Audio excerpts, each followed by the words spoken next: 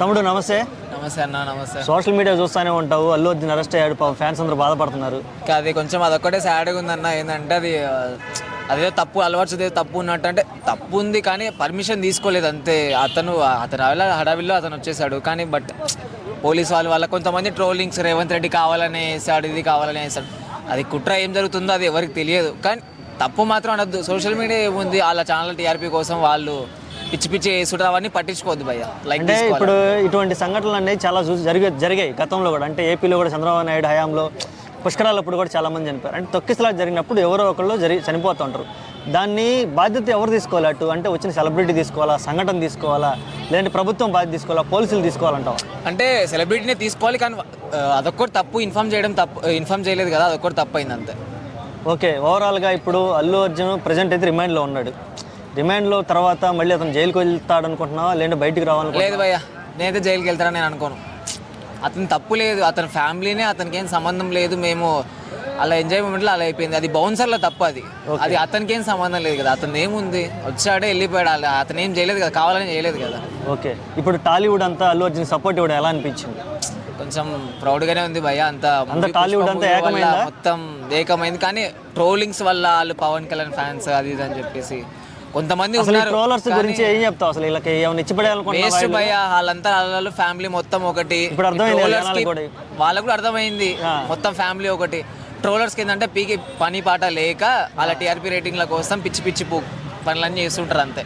Okay, అసలుకి అల్లు అర్జున్ రేవంత్ రెడ్డి పేరు మర్చిపోకపోయి ఉంటే బాగుండేదని ఏమైనా ఫీల్ అవుతున్నావా?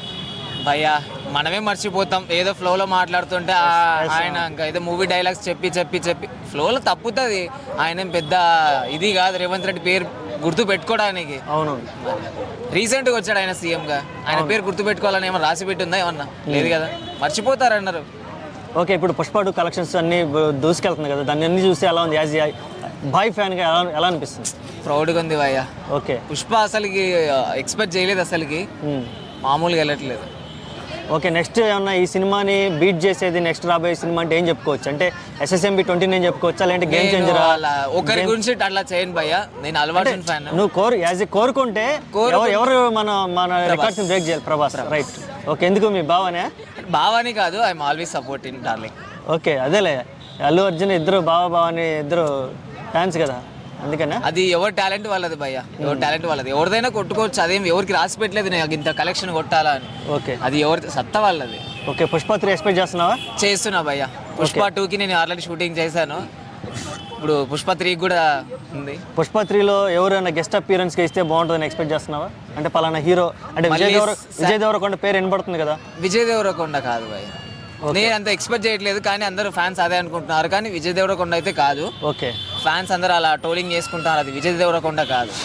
సరే, అది ఫోకస్ చేసినట్టు అయితే ఆ హ్యాండ్ కనబడుతుంది విజయ్ దేవరకొండనా కాదనేది. అంటే చూస్తే అర్థమవుతుంది. ఎవరన్నా ఇప్పుడు అంటే కాంతారా హీరో కానీ, రిషబ్ శెట్టి ఇలా కన్నడ స్టార్స్ని కానీ ఎవరినన్నా తీసుకొచ్చి గెస్ట్ అపీరెన్స్ కానీ, లేదంటే ఇంకా స్టోరీని అపీరెన్స్ చేయడం కోసం తీస్తే బాగుంటుంది అంటావా? నేను పుష్ప పార్ట్ 3లో ముకుందన్ ఉంటే బాగుంటుందని చెప్తున్నా. కాంతారా మూవీ హీరో ముకుందన్, అతను కానీ విలన్గా దీంట్లో కొంచెం ఎంట్రీ ఇస్తే చాలా హైలైట్గా ఉంటుంది. ఇంకా నేనైతే అది ఎక్స్పెక్ట్ చేస్తున్నా భయ్య. Okay, thank you so much. Thank you.